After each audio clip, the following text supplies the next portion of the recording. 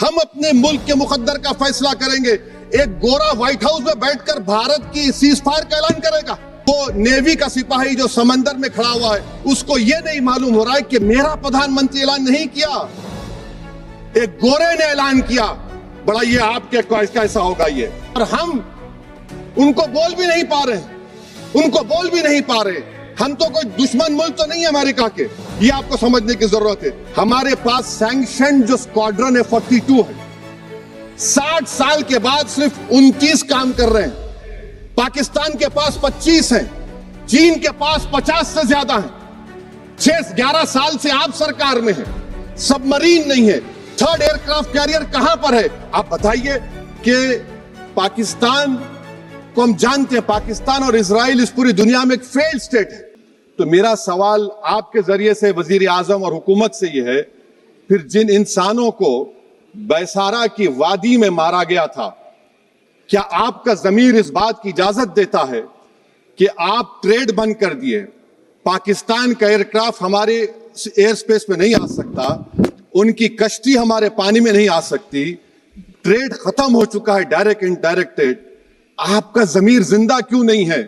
किस सूरत से आप पाकिस्तान से क्रिकेट मैच खेलेंगे जब हम पानी नहीं दे रहे हैं? 80% पानी पाकिस्तान का हम रोक रहे हैं, यह कहकर के पानी और खून नहीं बहेगा, आप क्रिकेट मैच खेलेंगे? मैडम, मेरा जमीर तो गवारा नहीं करता कि मैं उस मैच को देखूंगा। क्या इस हुकूमत में इतनी हिम्मत है कि उन 25 मरने वालों को फोन करके कहे कि देखो हमने ऑपरेशन सिंदूर में बदला ले लिया, अब तुम पाकिस्तान का मैच देखो? बड़ी अफसोस की बात है मैडम, अकाउंटेबिलिटी किस पर है? पहलगाम किसने किया? 7.5 लाख हमारी फौज और सेंट्रल पैरामिलिट्री फोर्स है, ये कहां से 4 चूहे घुसकर हमारे भारत के नागरिक को मारे? अकाउंटेबिलिटी किस पर फिक्स होगी? एलजी पर फिक्स होगी तो एलजी को बरतरफ करिए, आईबी पर आती है तो एक्शन लीजिए, पुलिस पर आती है तो एक्शन लीजिए। मगर आप ये समझ रहे हैं कि ऑपरेशन कर दिया और हम खामोश लोग भूल जाएंगे, अकाउंटेबिलिटी फिक्स करना पड़ेगा। मैडम, डिटरेंस आपकी क्या है?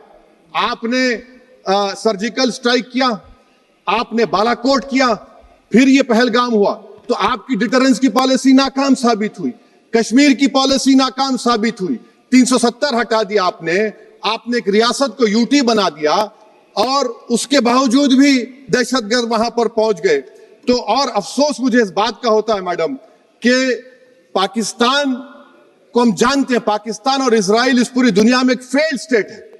और पाकिस्तान के आर्मी चीफ को, जिससे हमारे स्ट्रेटेजिक रिलेशनशिप, इसको अपना दोस्त कहते हैं, उस देश का प्रेसिडेंट उस शख्स को बुलाकर खाना खिलाता है अपने साथ, जिसके भाषण से हमारे लोग मारे गए थे। तो क्या आपकी खर्जा पॉलिसी कामयाब हुई? आप देख लीजिए।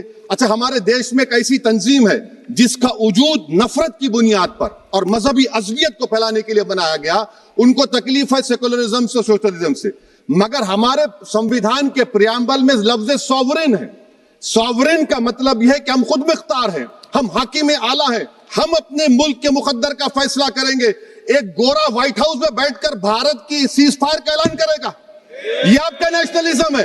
अफसोस होता है मुझे सर। मैडम, मैं आपसे पूछना चाह रहा हूं कि अगर एक चचा सैम ऐलान कर रहे हैं तो हमारी फौज पर क्या असर पड़ा होगा?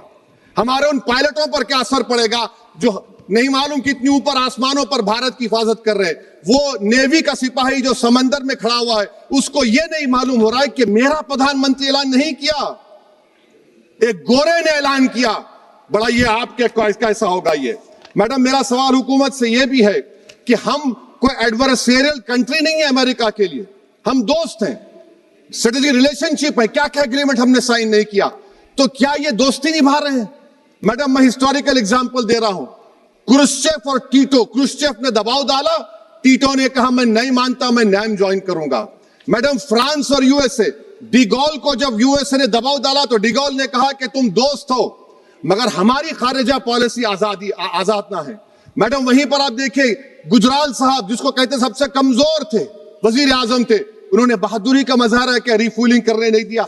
वियतनाम 20 साल यूएसए से लड़ा मगर झुका नहीं, और हम उनको बोल भी नहीं पा रहे, हम तो कोई दुश्मन मुल्क तो नहीं है अमेरिका के, ये आपको समझने की जरूरत है।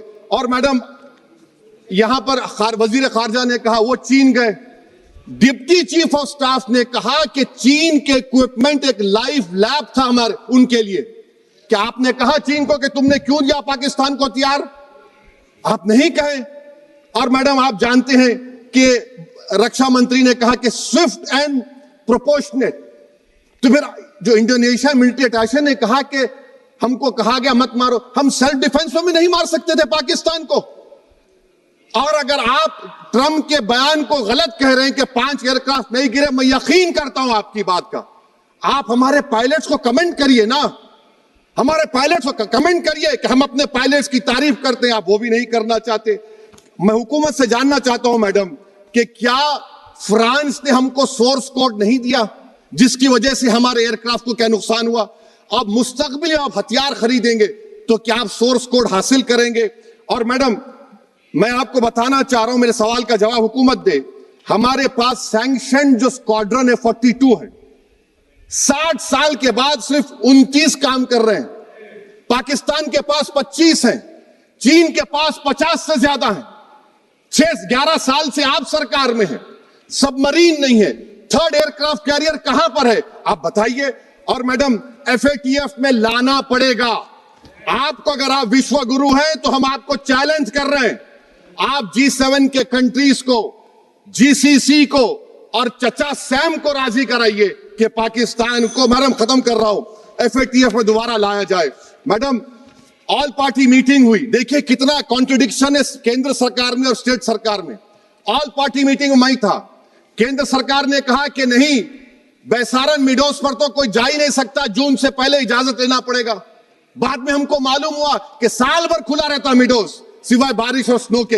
ये कॉन्ट्रडिक्शन है केंद्र सरकार में। वहां पे मैं हुकूमत से मुतालबा करता हूं मैडम आपके जरिए से कि कौमी सिक्योरिटी को, नेशनल सिक्योरिटी को, खारिजा पॉलिसी को, फॉरेन पॉलिसी को राजनीति का मुद्दा मत बनाइए, राजनीति का मुद्दा मत बनाइए। ये हमारे मुल्क में मुफाद होगा, हमारे मुल्क के इत्तेहाद और एकजुटती को आप एक वोट का जरिया मत बनाइए। और मैं एक आखिरी बात पूछ रहा हूं मैडम, क्या चीन ने हमसे कहा था कि सीज फायर कर लो? और कैसे पाकिस्तान ने हमारे पायलट्स की बातों को सुना कि हमारा कम्युनिकेशन एनक्रिप्ट नहीं है? मैडम आखिर में मैं अपने शेर से इस अपनी बात को खत्म करूंगा कि अपने ही हाथों से सर अपना कटाना है हमें, मादर हिंद पे भेंट चढ़ाना है हमें। किस तरह मरते हैं एहरारे वतन भारत पर, यह तमाशा है जो दुनिया को दिखाना है हमें। यह मैं भारत की उस बहादुर फौज के नाम पे करता हूं, मुसल्ह फौज के नाम पे करता हूं। यह शेर कहने वाला कोई बीजेपी का नहीं था, यह शेर कहने वाले का नाम शेर था, शहीद अशफाकुल्लाह। मैं फिर से हुकूमत से कह रहा हूं, पाकिस्तान टेररिज्म करेगा, आप तैयार हो जाइए। आप चीन से मोहब्बत, कितना इम्बैलेंस हुआ ट्रेड का, कितना इम्बैलेंस हो रहा है चीन से।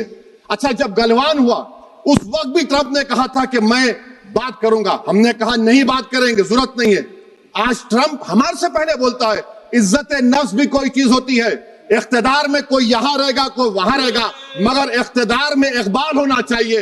बदबख्ती की बात यह है कि आपने इकबाल को खो दिया। बहुत बहुत शुक्रिया।